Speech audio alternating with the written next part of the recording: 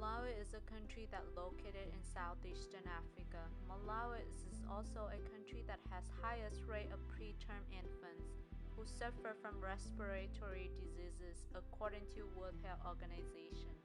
Respiratory diseases are one of the leading causes of infant mortality worldwide, affecting 20% of infants globally according to the World Health Organization. Preterm infants born before 28 weeks gestation are born with insufficient amounts of surfactant in their lungs. This results in underdeveloped lungs that collapse and make it difficult for the infant to breathe properly. These children often develop respiratory distress syndrome, which can sometimes lead to more serious problems, such as bronchopulmonary dysplasia. Infant CPAP device is the improving technology in US, but it has not been widely used in developing nations because it's too expensive. We are a group of biomedical engineering and material science engineering students at University of California, Irvine has developed a basic low-cost infant CPAP device that will provide continuous breathing support to infants. Heating is this will be how our system is. Outside air will be drawn in by a pump. The pump will pump air into a CPAP bottle, and the CPAP bottle will be our humidifying heater as well. And then after that, it will lead through the nasal prong. So one of the concerns is that there will be bacterial growth within the system. So to prevent that, we'll put a filter before the CPAP bottle and a filter before where we add the water into the CPAP bottle. And once that's done, there's a backflow preventer on the nasal prongs themselves, so that should prevent bacterial growth within the system.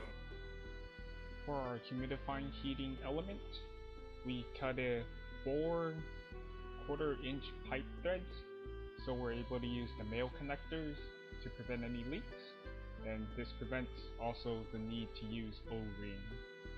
For the air inlet particularly, we had to drill through this connector here with an 1/8-inch drill bit so we can pull in the tube here so it can be immersed, because usually it's not possible to pull a tube through just a male connector. You have to use a union connector, and those are just a bit more expensive and require the use of union connectors instead of the male connectors we're using here. And for the rest of the tubes, since we didn't actually need to pull them through into the humidifier itself, we did not have to drill through them. And for the water bottle, we had to put in an 1/8-inch hole here, and since the tubes we're using are 1/8-inch outer diameter, the fit is tight enough so that we did not need to use an extra valve here. It's just we stuck it in and we glued it on. And for the power, we had to actually cut the cord that came with the humidifying heater so we can pull in the cords through here. Otherwise there was no way we'd be able to get what we have here. Okay, and for the body of the humidifier, we actually used foam, as you can see here. We cut these out by hand after we measured the diameter of the bottle. We went ahead and just drew a circle on here and cut out through multiple layers of foam, and we just pushed the bottle in, and that's good enough to hold the bottle in place. And the foam sheets aren't glued together because the friction forces from the interference bit we cut is able to hold them all together.